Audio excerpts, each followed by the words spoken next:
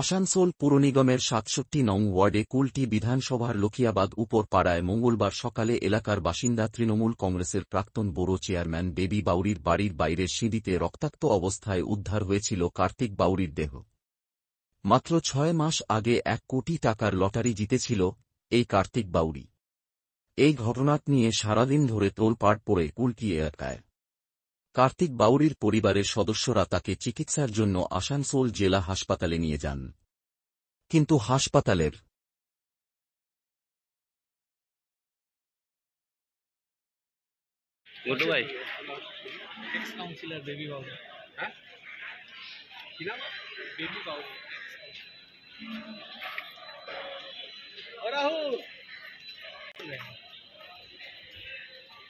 Rahul ji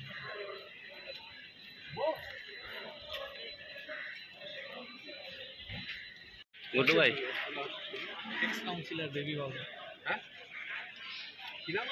baby बाबू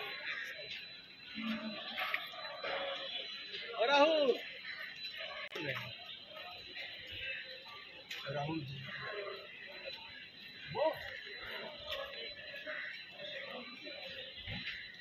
गुड्डू भाई x councillor baby बाबू हाँ baby बाबू Rahul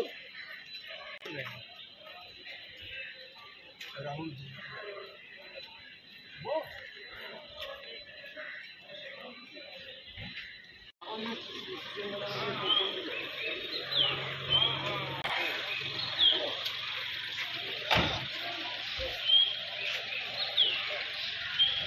second floor কিছু বলবেন না, কিছু বলার নেই। আপনাদের কেন নিয়ে আসা হলো? কিছু বলার নেই।